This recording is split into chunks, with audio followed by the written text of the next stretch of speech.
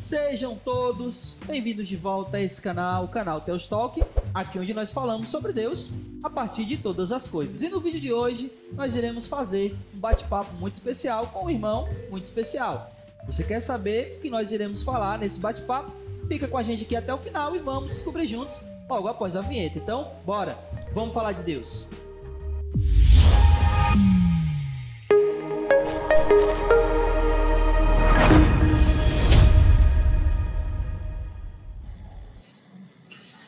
Pessoal, passando aqui no início do vídeo aqui para explicar a vocês o que aconteceu lá no nosso vídeo de bate-papo, né?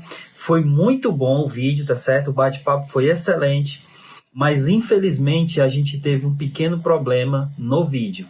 Então, estou passando aqui apenas para explicar para vocês que o vídeo, até mais ou menos ali 5, 8 minutos, ele vai estar normal com as imagens, né, passando direitinho, o áudio, a imagem tudo direitinho, mas a partir daí nós tivemos um problema na hora da gravação e aí ficou a imagem, ela fica travada e o áudio fica normal, ele vai continuar normal até o final, mas infelizmente a gente teve problema com as imagens do vídeo, então vai estar aparecendo a imagem parada, né? O áudio vai continuar normal, mas infelizmente a gente teve esse problema.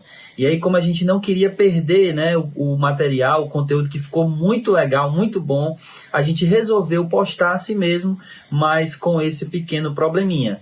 Logo depois ali de 5, 8 minutos, a gente vai ter esse problema com as imagens, tá bom? Então, passando aqui rapidinho só para esclarecer essa situação e pedir aqui desculpas a vocês, né? A gente infelizmente não tem como controlar tudo, mas isso acontece, tá bom? Então, aproveite aí o restante do vídeo, espero que você goste, mesmo apenas só o áudio, tá bom? Então, fique com Deus e fique com o vídeo.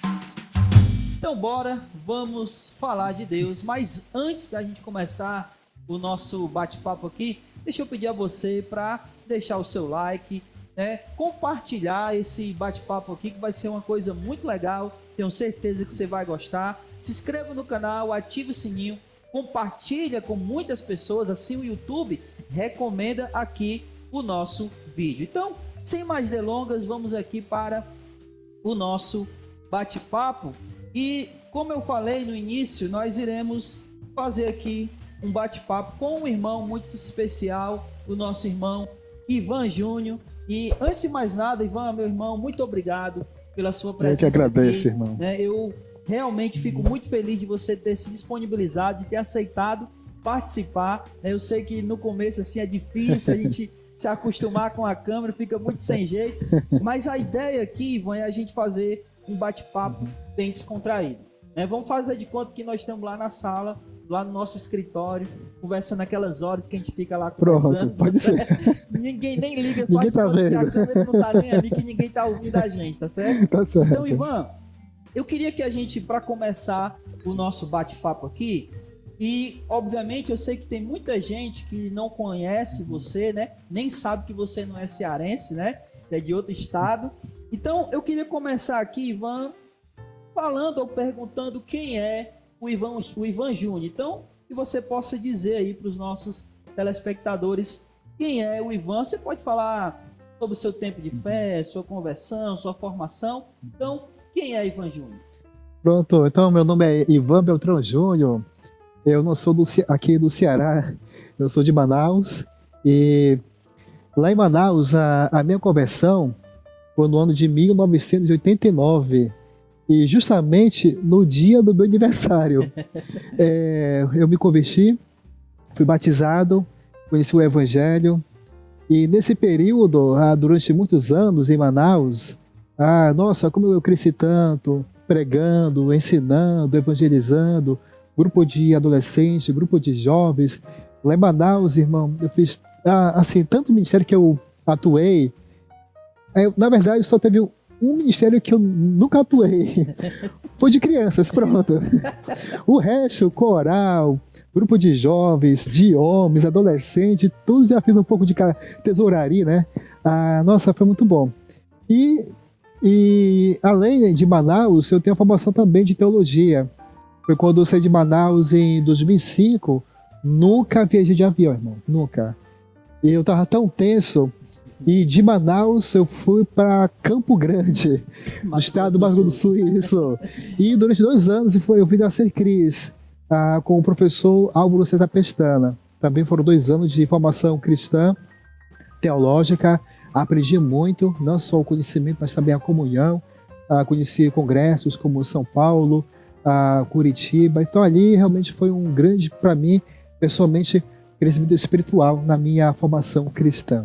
Ivan, falando sobre conversão, eu particularmente, o coração foi muito duro.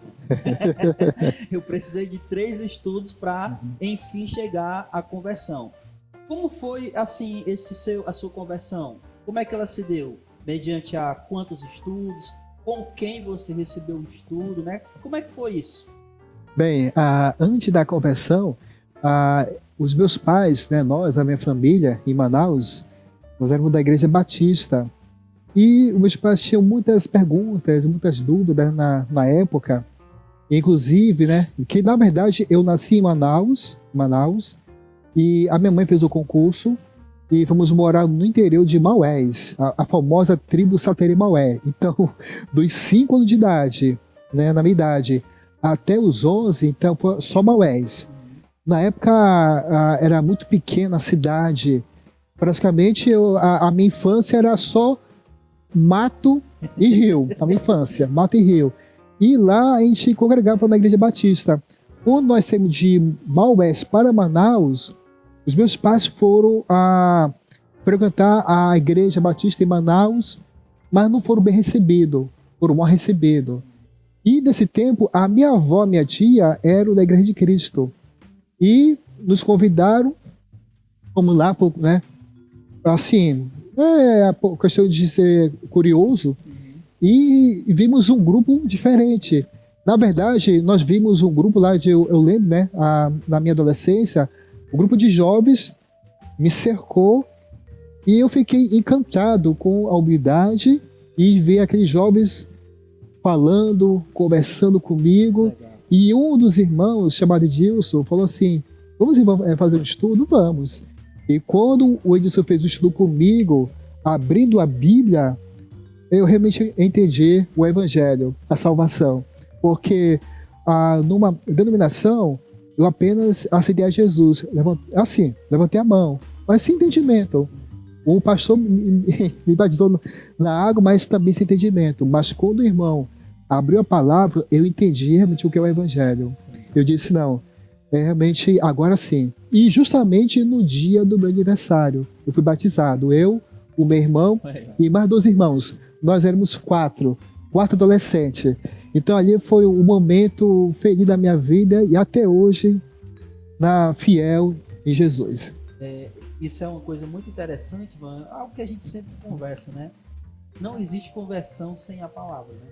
Não tem Exatamente como. isso. Sem a palavra de Deus é impossível alguém chegar ao pleno conhecimento da verdade. Sim. Que liberta. Com certeza. Sem a palavra de Deus é impossível chegar à conversão. Ivan, só um detalhe.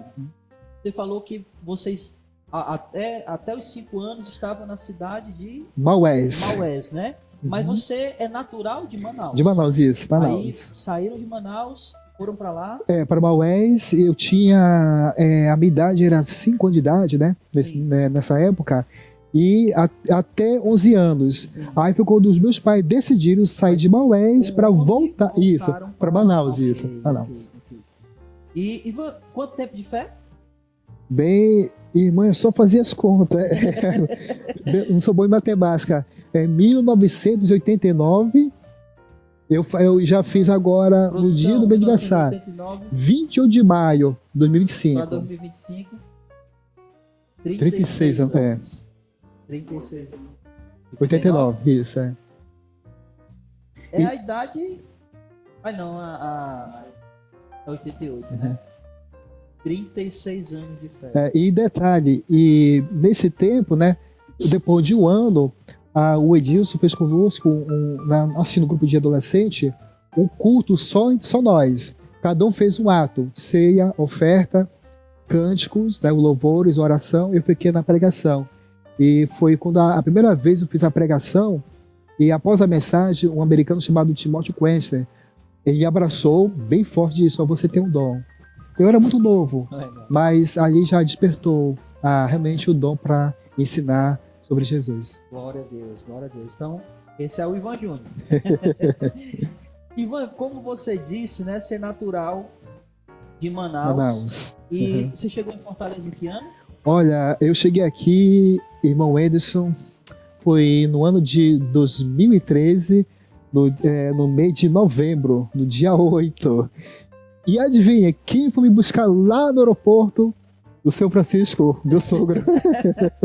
Seu Francisco é o sogro do Ivan, né? Então ele foi buscar o genro no aeroporto. Isso, exatamente. E eu fiz essa pergunta, Ivan, né? Em 2013 você chegou aqui em Fortaleza. E quais as diferenças culturais que você... Porque assim, o nosso país é um continente. Sim. É quase que cada estado é um país diferente aqui no verdade, Brasil, isso. né? País enorme, um país continental. Então, quais as principais diferenças culturais que você percebeu logo de cara assim, entre Manaus e Fortaleza? Realmente, irmão, há uma grande diferença. Claro que o nosso Brasil é imenso, mas as culturas é totalmente diferente, porque nós, né, como eu sou de Manaus, região norte, e aqui no estado do Ceará, uma das coisas que eu percebi, eu vou até... já até comentei um pouquinho, mas eu vou falar com mais detalhes. Foi quando eu conheci a Silvânia, que é minha esposa. Na época que a gente estava apenas se namorando, à distância, foram 6 meses à distância. E ao chegar aqui em Fortaleza, o nosso primeiro encontro, assim, pessoal, de um passeio como namorado, eu estava sentado, nunca esqueço a cena, estava sentado, contemplando o mar, assim, para mim era uma novidade, o mar, que Manaus é rio. Rio Negro, Rio Solimões, Encontro das Águas, eu vi aquele mar bonito, e de repente ela por trás, lá em Manaus nós chamamos de cachuleta, que é chulipa, né? Isso, foi pá na minha orelha, eu pensei, isso é falta de respeito, mas depois com o tempo fui entendendo que é a cultura cearense que é desse jeito, é um povo assim, animado, alegre, feliz, então assim, um povo que fala alto, então para mim, no começo foi bem difícil, porque a cultura de Manaus é bem pacata, é ali, bem robótica, e o cearense não, né? Mais extrovertido. Então, eu pensei, rapaz, a minha esposa não tem nenhum respeito comigo, não teve. Mas aí eu entendi que era uma brincadeira. E até hoje, meu irmão, eu já entrei na onda do Ceará. Hoje eu sou também desse jeito. Eu já fui contaminado, pronto. Já sou mais cearense. O cearense ele tem muito essa veia cômica. Ele exatamente. Faz piada com qualquer Pronto, coisa. Brinca com tudo. E assim, isso é qualquer pessoa. Do mais velho ao mais novo. Sim. Né? Seja homem, isso que eu percebi. Irmão, e não somente é a questão da brincadeira, né? Disso, mas também uma coisa que eu percebi também, e também para mim foi um choque, né? Mas eu gostei, porque eu sou assim, eu sou que nem camaleão. Para mim, adaptado em qualquer lugar. Foi a culinária, porque Manaus, lá em Manaus, região norte, né? Na Amazônia, a nossa culinária é o peixe. Então, irmão, fim de semana, peixada. Então aqui para mim é diferente, porque é mar, né? Então assim, muita coisa mudou a questão, né, culinária das comidas. Mas me adaptei e gostei. O que a gente estava falando hoje, né, de tarde, Sim. Aliás, na hora do almoço, sobre o cuscuz, né? Pronto, o cuscuz. Você disse que não gostava lá. De Manaus não gosto, mas aqui nossa, é muito melhor o cuscuz. E como eu disse, tem uma coisa bem peculiar do cuscuz no Ceará, porque o cuscuz é algo nordeste. Sim, né? pronto, é nordestino. Nordeste. Mas tem uma coisa bem peculiar no Ceará, que é o que a gente estava falando, que é a farofa de cuscuz. Sim.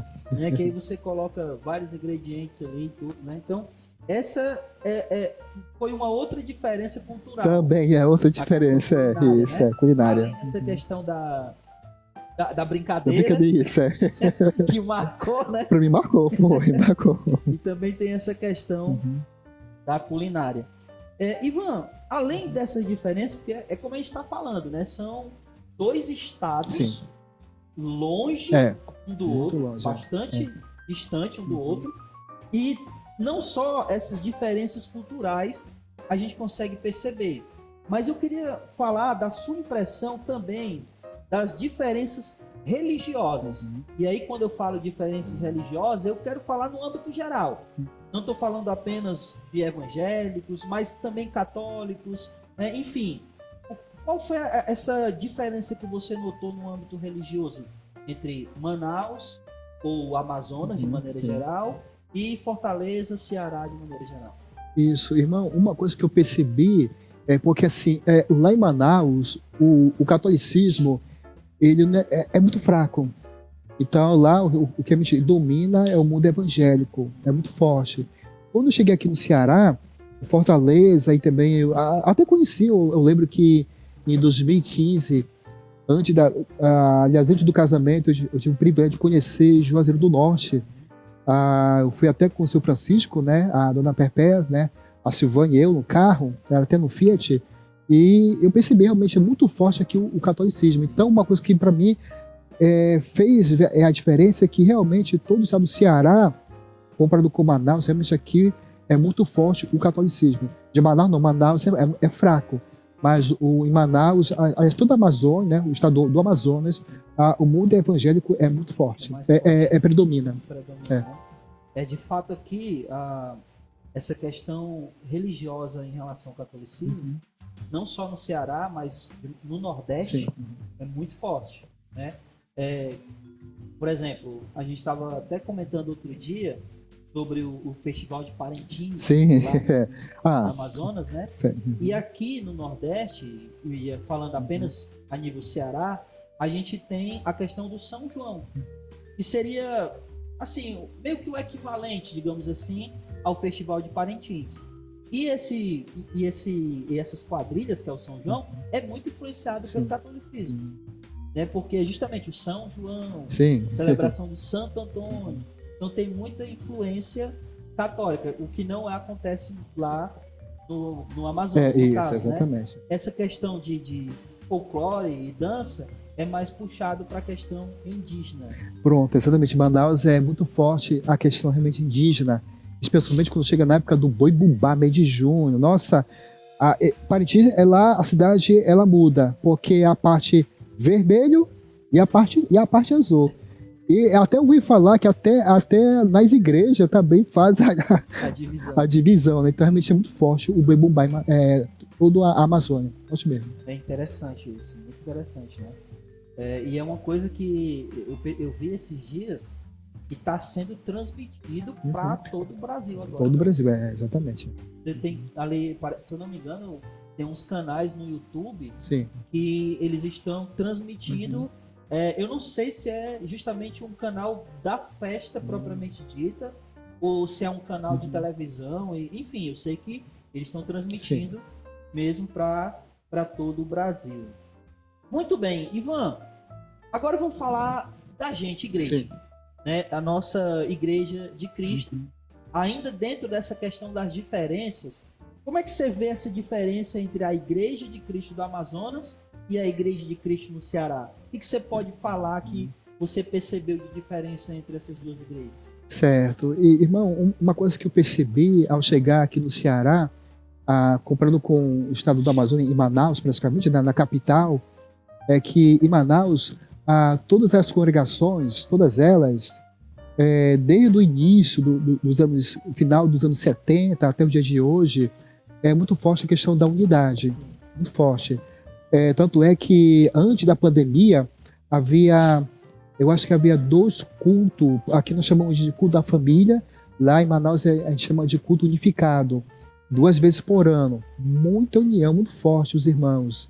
E a 2 permanece essa unidade, né? Tanto é que a gente faz um revezamento, né? O irmão vai para tal congregação e vice-versa. Então lá é muito comum. E eu trouxe essa cultura, né, de lá dos irmãos, aqui para o Ceará, porque ao chegar aqui no Ceará, uma coisa que eu percebi, não essa questão dessa unidade aí, né? Tem que ser muito trabalhada aqui, bastante. Mas ao chegar na congregação, eu disse, até para o seu Francisco, né, para a família, né, para minha esposa, olha, aliás, antes de ser esposa, né? A gente ainda estava namorando, né? O noivado. Eu disse, olha, eu quero conhecer as igrejas do Senhor aqui no Ceará. Não só na capital, mas também nas demais regiões. E praticamente ele nem conheceu. Então, ou seja, por mim, eu fui o quê? Divulgando, mostrando que tem que quebrar esse tabu, fazer o chamado intercâmbio, porque em Manaus há um intercâmbio de cada congregação. Então, uma coisa que aqui eu não tem isso, mas eu fui conhecendo, eu disse, eu preciso, né? Aí eu conheci Itarema, conheci aqui o Gereçati, a residencial, ou seja, o centro. Né? Então, eu fui assim, não, eu quero expandir, eu quero conhecer, eu quero realmente quem são os irmãos. E, como eu te falei, Manaus é assim, é muito comum, já com a nossa cultural, já aqui já há um pouco devagarzinho. Então, eu acho que agora tá mudando, porque já está tendo esse intercâmbio, né, com os irmãos de cada congregação. A gente já teve, assim, eu acredito que antes de você chegar, a gente tinha uma proximidade maior. Ah, sim, você entre falou, as eu lembro. congregações. Isso, Mas aí teve umas quebras de unidade, digamos assim, e que as igrejas acabaram ficando mais Sim. afastadas umas das outras. E como você falou, hoje a gente tem percebido que isso tem Sim. tentado voltar. Volta a isso, Né? Antigamente, os cultos da família, por exemplo, eram lotado mesmo. E aí, depois dessas quebras, foram diminuindo. E agora, a gente está percebendo que está voltando. Verdade, tá retornando. O último Que culto bom. da família, você estava lá. Sim, eu lembro. Estava lotado. Lotado isso. Lotado. Gente, Comparado a alguns que já tiveram antes, depois que você chegou aqui, tem pouquíssimos. Inclusive até o Elicamp, né? O Elicamp, que veio para cá. Vou pra cá, né? Né? Graças a Deus, ano passado, né, veio para cá. Sim, E foi muito bom. É. Foi muito bom. verdade. Mas assim, é verdade. A gente precisa retomar mais isso, né? Fazer com que essa unidade ela cresça cada vez exatamente. mais. Uma coisa que eu penso que seja importante, e aqui eu já estou falando até demais, que aqui é você que tem que falar, mas é a questão dessa interação de irmãos das congregações e pregar nas outras congregações, né? Por exemplo, alguém da Esperança vir pregar no Gereçati 1 e pregar no José Walter e assim sucessivamente. Eu acho que isso vai criando alguns vínculos, Exatamente né? isso, com certeza. Isso é tão bom, irmão. É tão importante porque não fica assim disperso. Ao contrário, une cada vez a liderança, os uns que estão na frente desse trabalho.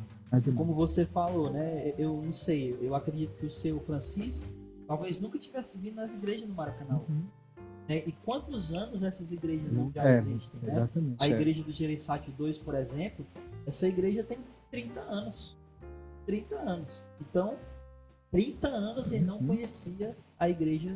A igreja tem 30 anos e o irmão que tinha ido lá. E às vezes tem irmãos que nem conhecem, né? Conhecem esses irmãos. Conhece. Então, realmente isso é uma coisa que não era para ser assim. Né? E o Ivan até falou assim, aqui no Gereçati 1, que a gente está gravando no prédio aqui do Gereçati 1, tá certo? Mas Ivan, vamos lá. A gente falou aqui das diferenças da igreja entre a igreja do Amazonas, a igreja do Ceará, nessas diferenças, e onde você falou que a principal é essa questão da união, que lá no Amazonas é bem mais forte, né? Mas a gente está vivendo dias difíceis para a igreja de modo geral. A gente tem vivido situações cada vez mais difíceis aí. E como é que você enxerga, Ivan, esses desafios da igreja atual? O que você acha que é hoje o maior desafio da igreja nesses tempos chamados pós-modernos?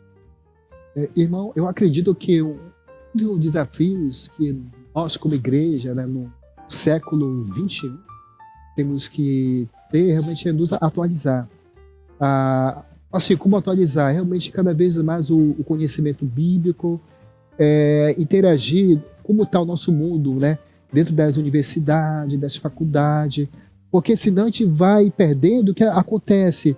Esses jovens estão nessas faculdades. E qual é a ideia? É que realmente nós, né, como homens, mulheres, os que estão à frente de um trabalho, é necessário saber esses assuntos para defender a fé cristã. Porque senão, o que vai acontecer hoje, está muito sufocado. Tanta ideologia, filosofia, tantas ideias que o mundo está oferecendo, esses jovens estão adquirindo lá fora. Sim. Então, a nossa parte é isso. É buscar, procurar e defender a fé, não com violência, mas com amor na palavra de Deus e mostrar aquilo que é correto, né? Para realmente agradar ao nosso Senhor. Seria fortalecer mais a fé. Fortalecimento, isso, exatamente. Essa é essa palavra aqui, exatamente. Seria algo parecido com aquela programação, eu não sei se você esteve lá, do residencial, a gente fez uma programação de jovens, onde, aliás, os meninos fizeram a programação de jovens, onde eles simularam perguntas ou questionamentos, né, de pessoas ateus. Sim. E aí você tinha que dar resposta a essas Exatamente perguntas, isso, né? isso. Algo dessa natureza? Pronto, exatamente isso isso mesmo, porque o que acontece, né? Como hoje está muito comum o jovem de hoje ir na faculdade, né? Buscar conhecimento, ter um bom emprego, então realmente cabe a nós, né, os homens, realmente buscar esse conhecimento para justamente ajudá-los. E detalhe, e até mesmo treinar essa juventude, até mesmo antes de entrar na faculdade. Sim. Estar bem preparado, bem equipado para poder realmente defender a fé em Jesus. Entrar na faculdade bem fundamentado. Exatamente, pronto. Eu vou falar aqui, né, o Manauara, né? O irmão acertou na casca da ferida. É Manauara a expressão? É isso. Para quem não sabe, Manauara é lá do Manaus. Então, seria também, nesse sentido, já que nós estamos falando de fortalecer a fé dos jovens, é necessário que tenha alguém para fortalecer essa fé dos jovens. Sim. Então, nesse sentido, você também pensa que os líderes teriam que se preparar mais para isso? Exatamente. Tem que ter uma preparação, porque senão fica aquela liderança assim, de homens, assim, eu vou dizer a palavra assim, vulgar, grosseiros, e não entende a linguagem atual, a linguagem da juventude, e fica para trás. E o jovem fica lá na frente. Aí fica aquela grande divisão, né? Então, realmente, por isso que realmente é necessário que haja homens bem treinados, bem assim, preparados para poder entender a linguagem, o nosso mundo atual. Porque, mas a gente tem que buscar e ser exemplo a igreja do primeiro século, sim, mas hoje estamos no século XXI. Então, ou seja, é acordar e pegar os princípios, mas realmente nos atualizar nesse mundo pós-moderno. Seria aprender a se comunicar com os jovens. Isso, exatamente. Senão a gente está falando A, eles estão entendendo B. Isso, fica a uma grande distância. Aí que acontece, aí eles se perdem. Sim. Assim, o mundo, infelizmente. Aí lá fora eles vão conseguir alguém que consegue falar a linguagem isso, deles. E aí eles não ouvem aqui, mas ouvem lá fora. Isso mesmo. E muitas vezes o que acontece é que eles acabam se perdendo. Se perdendo, isso. Dentro dessa questão, Ivan, de liderança, como a gente está falando aqui, você já deve ter percebido, por exemplo, que eu ia fazer uma pergunta antes, mas já que a gente falou de liderança, Sim. Eu vou entrar nessa aqui, depois eu falo da outra. A gente falou aqui das dificuldades, desafios da igreja atual, né? E aí você falou da questão da preparação de líderes. E eu acredito que você já deve ter percebido que aqui no Ceará a gente tem essa dificuldade de formar presbíteros, ou eleger presbíteros. É diferente no Amazonas ou você percebe que tem a mesma ou pior dificuldade que a gente tem aqui? A exemplo lá de Manaus, né? Eu creio também, né, uma parte, né, do nosso país, né, no Brasil, mas em Manaus, nós passamos muitos anos, mais de 20 anos, muito tempo, e depois que houve uma formação de um presbitério, né, foram 5 homens. Nessa época eu fui testemunho ocular, eu vi a dificuldade com o irmão durante 5 anos, batalhando, se esforçando. Houve a primeira formação do presbitério, no começo foi difícil, né, para esses homens, muito difícil. E depois dessa formação, ainda se passou muito tempo. Aí depois que houve uma outra formação de novo, né, de outra congregação, que também é chamada Nova Cidade, né? E lá são 3 presbíteros. Mas mesmo assim, irmão Edson, houve muita dificuldade, ainda houve resistência. Então eu vejo que isso, no nosso país, existe essa infelizmente, essa dificuldade. Deixa eu emendar uma pergunta. Sim, pode emendar, pode. O que você acha que faz com que haja essa dificuldade? Pronto, boa pergunta. Então, eu vejo que, assim, uma das dificuldades que eu vejo, que eu sinto isso, até mesmo nos homens, na liderança, em cada congregação, é a questão da interpretação bíblica em Timóteo. Parece que, não, nós queremos parece que um homem perfeito, um pastor perfeito. Não vai encontrar, né? Não vai encontrar, infelizmente. E outro que também eu vejo, assim, dificuldades, é que, por causa do mundo evangélico, parece que os irmãos têm medo de, mas pastor, né? Assim, parece que há um certo medo de querer copiar, né? Ser taxado igual. Igual é isso. Então, assim, eu vejo que essas duas, sabe, dificuldades que eu vejo em todo o Brasil, infelizmente.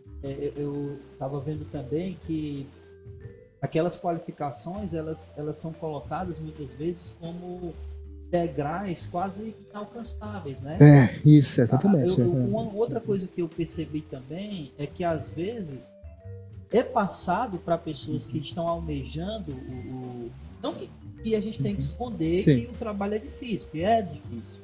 Mas às vezes a gente fala muito mais da dificuldade do que fala do quanto esse trabalho ele é Sim, gratificante. Exatamente então isso. Você acaba falando apenas dos bônus, sem falar dos bônus, e os bônus, não estou falando financeiro, porque financeiramente realmente não é muito agradável, mas é o quão gratificante o trabalho pastoral no sentido de você perceber o desenvolvimento de uma pessoa que chegou sem saber de nada, da fé, de Deus, da Escritura, e com o passar do trabalhar daquele presbítero, daquele pastor, juntamente com aquele irmão, ele vai crescendo na fé.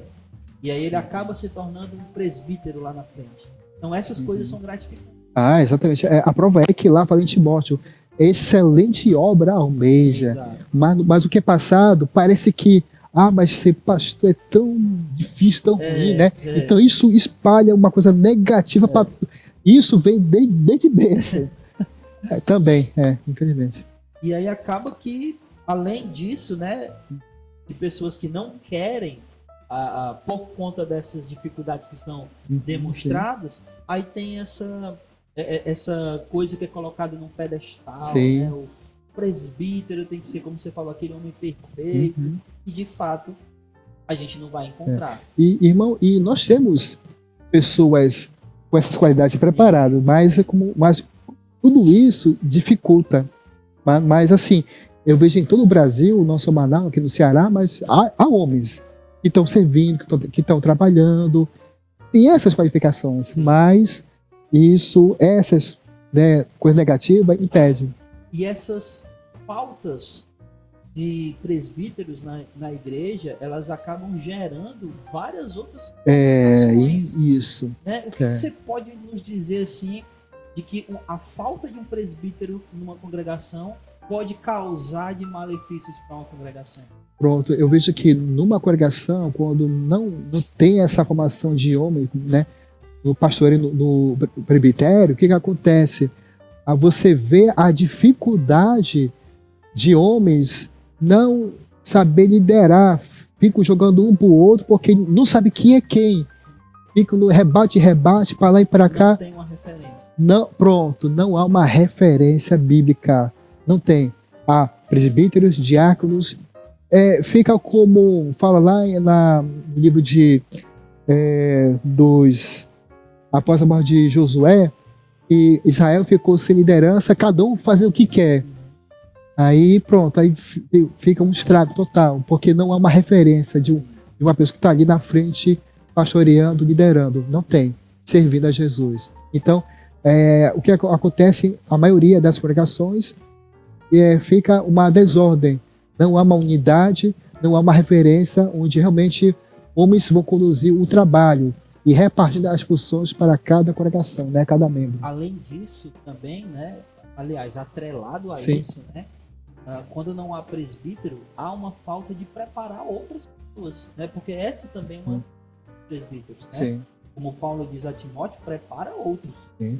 Então, quando não tem esses presbíteros, geralmente aquela congregação ela não faz esse trabalho de preparo para vir outros Sim. presbíteros. E não apenas isso, mas o trabalho de preparo de outras pessoas também para o evangelismo, Sim. para realmente transmitir o evangelho.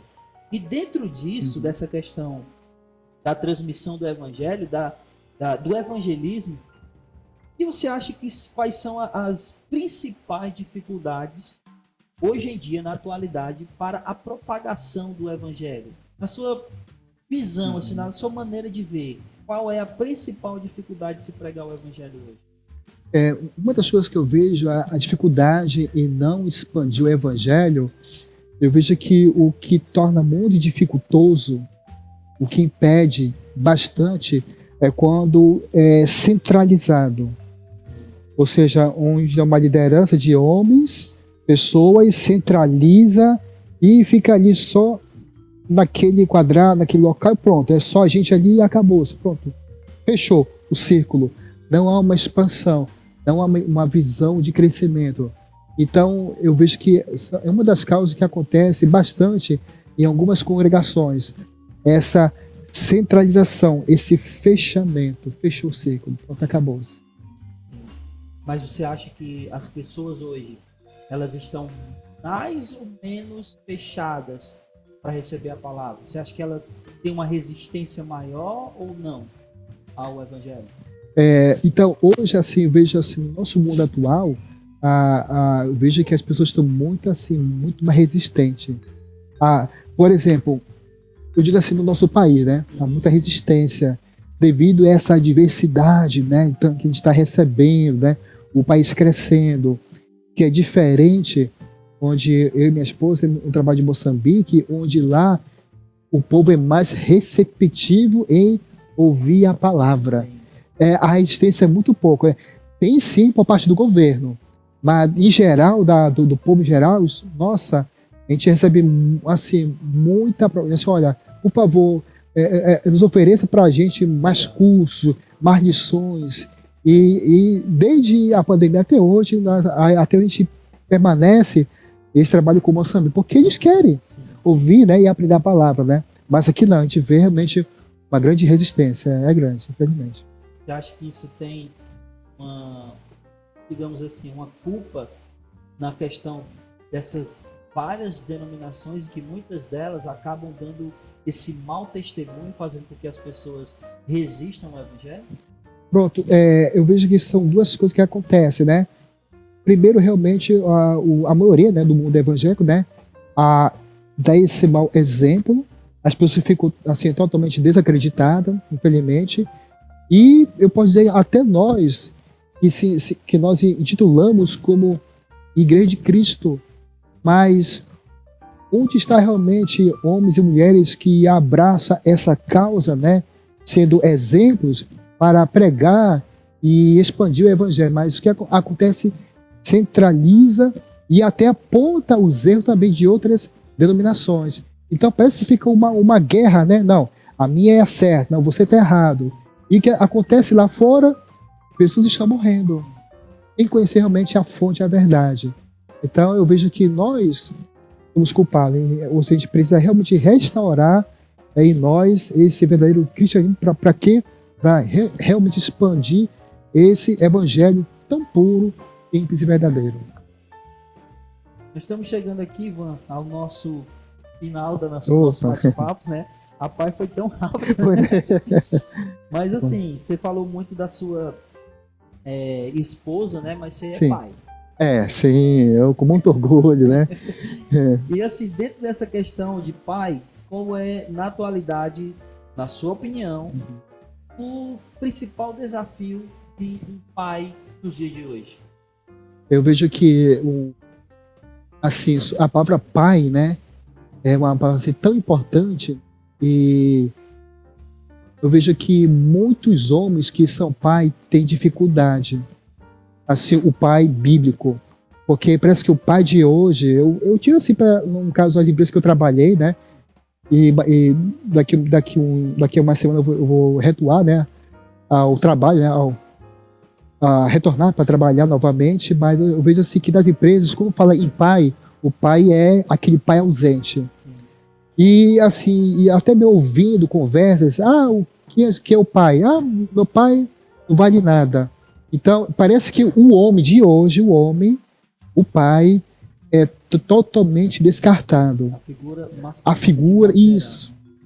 Infelizmente, não há aquele pai que está ali próximo à família, próximo ao seu filho, próximo, né, à sua filha. Tem que ter esse pai presente. E o pai realmente bíblico é esse. Ele é o sacerdote do lar. Ele ampara, ele está ali cuidando, aparando. E a prova é que lá fala em Efésios, pais, né, não irritei vossos filhos, né? Que na verdade não é pai e mãe, é para o pai, o homem masculino. Sim. Isso no grego original, né? É para o pai, o homem, porque aquele pai realmente estava muito ausente, talvez brigando com o filho, expulsando, maltratando, e há essa ausência. E hoje é a mesma coisa, a ausência do pai. Então hoje, eu como pai, eu faço o contrário, eu dou muito valor a Esther, a minha filha, e eu quero cada vez mais ter essa proximidade, educá-la, né? Na palavra, que ela possa crescer realmente e claro, né? Ter uma referência maior. Poxa, o meu pai foi um pai cristão, exemplo, né? Casar com também um marido cristão. Então, essa é a minha luta com a minha filha, né? De realmente mostrar um caminho, né? Melhor, verdadeiro, e saber que realmente o caminho é Cristo. Mas para isso, eu, como pai, tenho que ser exemplo, né?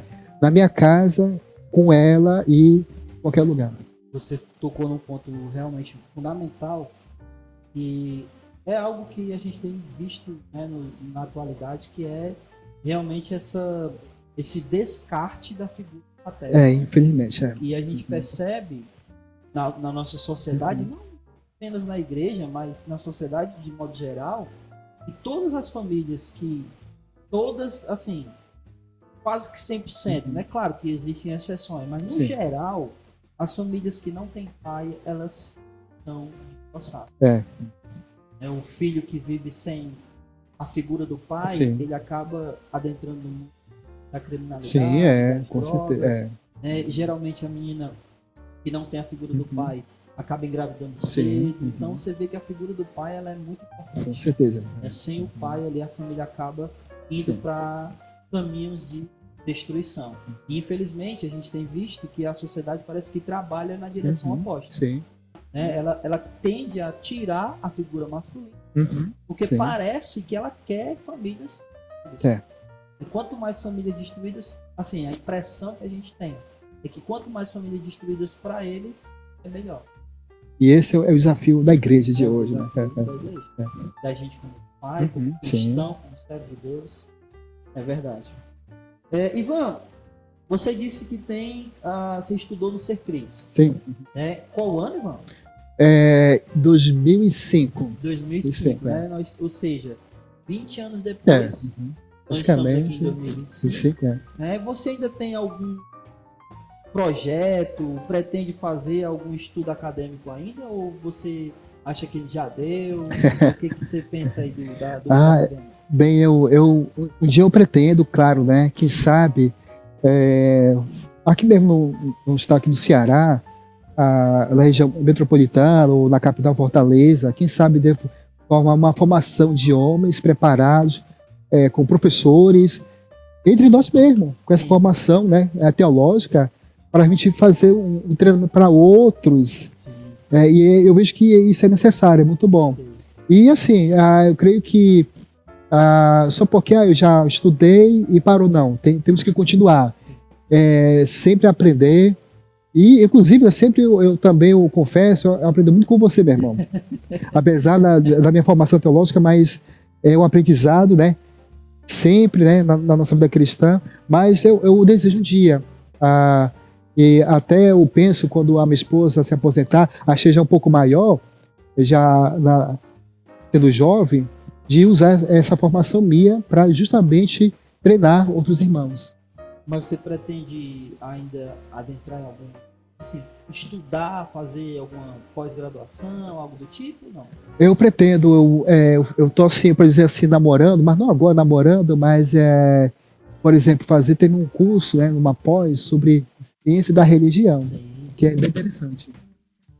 Também um dia eu pretendo fazer. Hoje está mais fácil, né? Não, tá, não, A gente hoje em pode dia fazer tá online, né? online, Porque isso é Você verdade. falou aí, eu também quando eu fiz, eu acho que em 2010, em 2010 quando eu fiz, tem que ser presencial.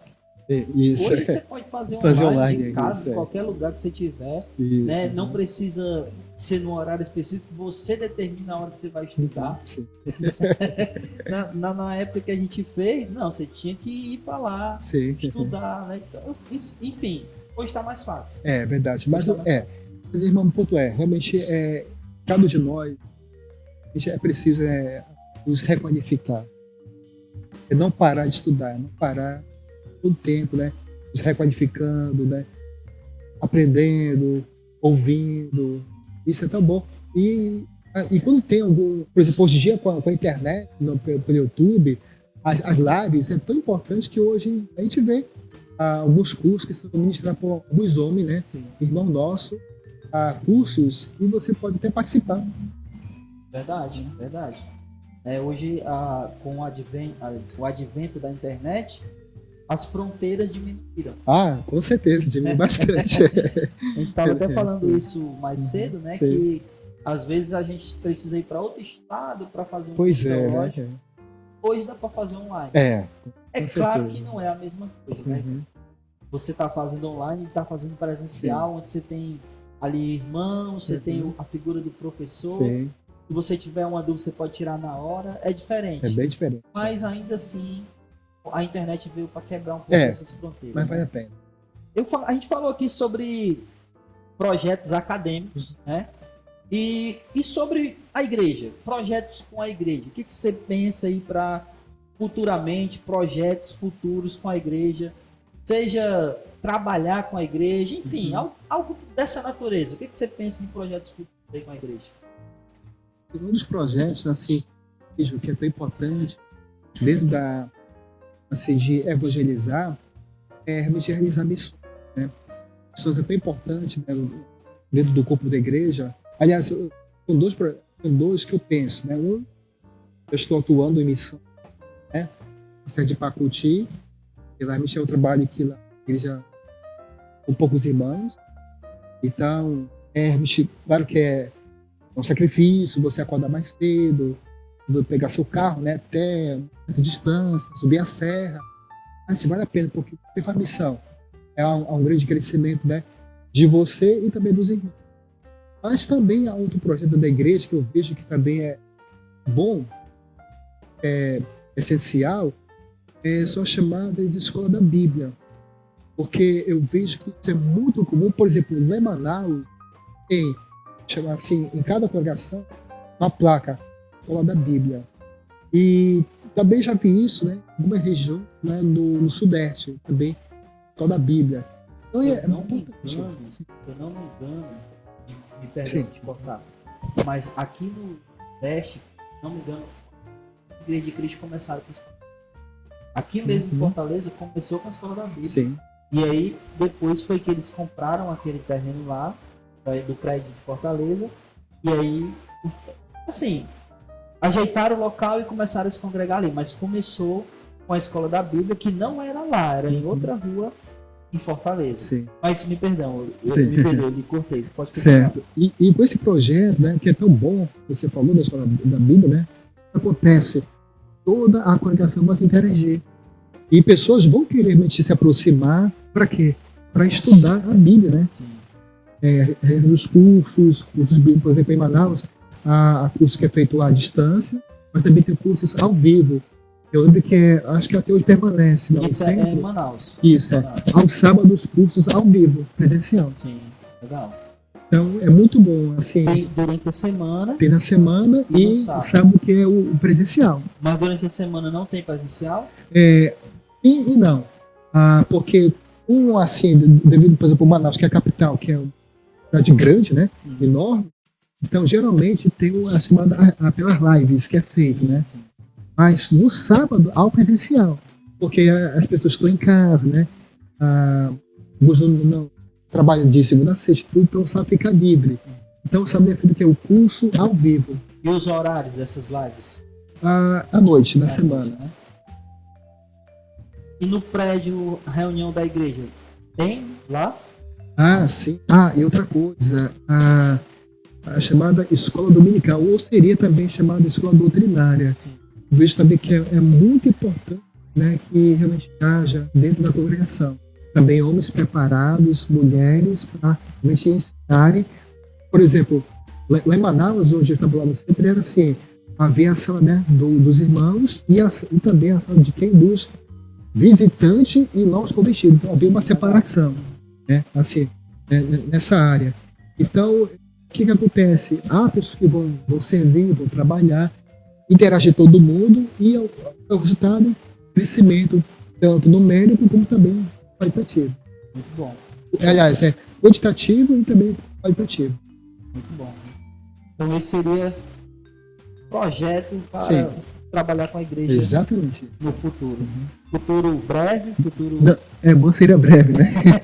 Se deixar breve, é melhor. Ivan, a gente chegou aqui ao nosso final. Pois tá tão bom. Nosso bate-papo aqui. É claro que talvez poderia esticar mais alguns Sim, assuntos sim. aqui, mas também a gente tem esse horário. E eu queria que você pudesse aí, Ivan, falar uma mensagem, uma última mensagem, deixar uma mensagem não só para os nossos telespectadores, mas para os nossos irmãos em Cristo aí, durante, assim, espalhados por esse país ou até fora dele. Então, Sim. deixa uma mensagem aí para os nossos irmãos. Amém. Então, a mensagem que eu quero repassar a você que está me ouvindo é: faça o melhor para o Senhor. Faça o melhor. Seja, mas eu sou mal convertido, pouco tempo de fé cristã, mas faça o melhor. Trabalhe, sirva, atua na obra do Senhor. Apesar que nós estamos no mundo, assim, totalmente com tanta dificuldade, tanta injustiça, tanta coisa que o mundo oferece, mas o ponto é que Jesus realmente seja o alvo de nossas vidas. Não seja apenas um religioso, não seja apenas um homem ou uma mulher que vai centralizar, mas use o seu dom, use o seu talento para quê? Para a obra do Senhor. Então faça o melhor. Seja jovem, adolescente, idoso, ancião, não importa a sua idade. Batizado em Jesus, faça na sua casa, no seu trabalho, na faculdade, na sua congregação, onde estiver, mas sempre faça o melhor para Jesus. Amém, amém. Glória a Deus. E vamos, meu irmão, foi muito bom ter você Eu que agradeço, aqui, meu irmão Edson. né, pela sua disponibilidade. Amém. Né? Eu peço, aliás, eu espero que possa ter outros papos Sim. aqui. Hoje eu tô assim, dividido, irmão. Manaus, Ceará. Essa. Mas assim, foi muito bom. Com certeza. Espero que você tenha gostado. Eu espero também que vocês tenham gostado desse bate-papo. Né? Comentem aqui as partes que vocês acharam mais interessante aqui do nosso bate-papo, né? Algumas coisas como cultura, religião, diferenças culturais dos dois estados, Manaus, Ceará. Pode deixar aqui embaixo. Coloca aqui embaixo também um outro irmão que você gostaria que a gente pudesse trazer aqui e também está participando e fazendo esse bate-papo legal. Curte, comenta, se inscreve, compartilha. Né? Esse era o vídeo de hoje. Então, fique com Deus. Até o próximo vídeo. Tchau.